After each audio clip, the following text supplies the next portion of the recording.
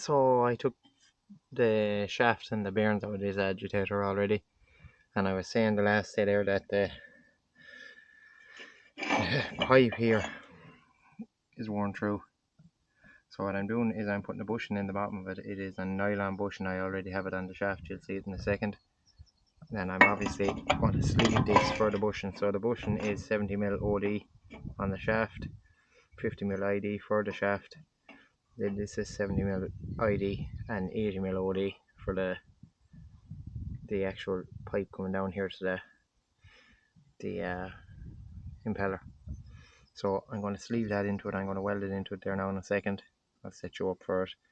How I'm going to check the angle is it's not square, so I have an angle finder here.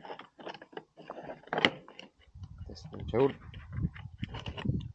And this here will be put on the inside of this. So we'll turn it on and just see how far off it is, because I can't be sure this is square. There, we're off again. We're just going to check the angle it is here, which is at 41.62. Then we check the angle of the pipe itself. I'm going to turn it that way. 41.72, so it's fairly bang on. You can see that there. Alright, so fairly happy that it is machined fairly well. It's going to fit in there fairly square, and I'm going to weld it now. Checking it obviously as I go.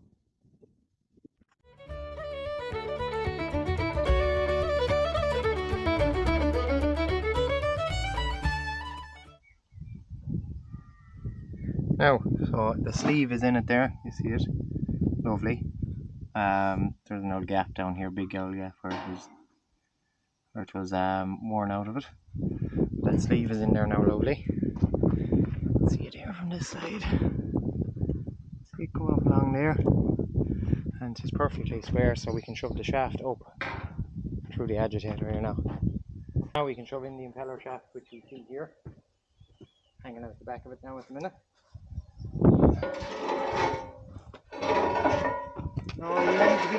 Yeah, so we'll shove down the bearing from the top now. Get the shaft nearly all the way up. Shove down the bearing from the top and put bushing in right here. Easier said than done, I'd say. What will you?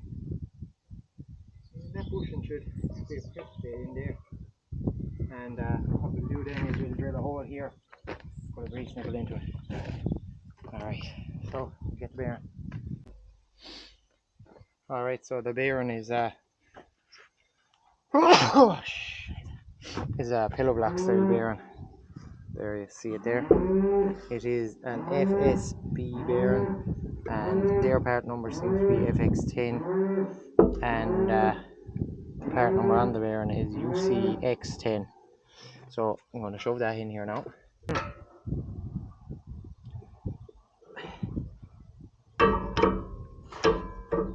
we go. And then I'm going to go back to back and shove the shaft up along. You can see it come out here up the top. And shove the shaft up along here now. While trying to line up this bottom portion.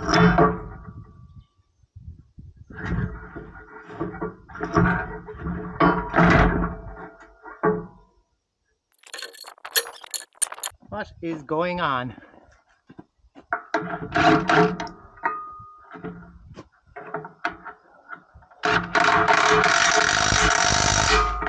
We can loosen these again in a minute and you have to line it up proper.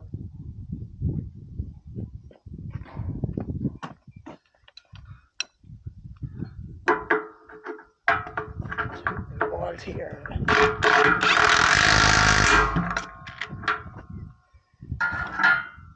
Hold on now, and I just straighten up that bearing.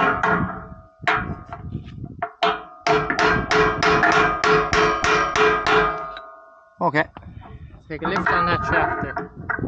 Just we get into the middle of it.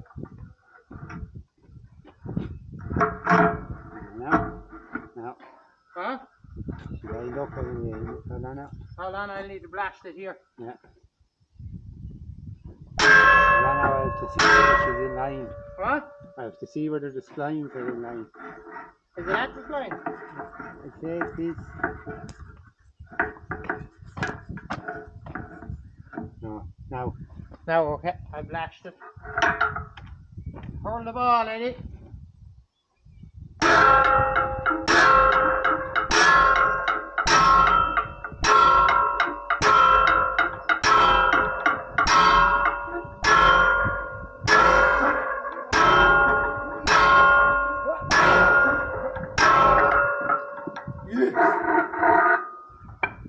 The threads there, you're missing something. Yeah. Oh, Jesus! You are, aren't you? I am. Oh. And I blashed it and all. Fucking, and you're going flying this way, sure. Sure, I forgot that. I blame you. Yeah, I'm missing the rest. The part I was missing the last time, Eddie.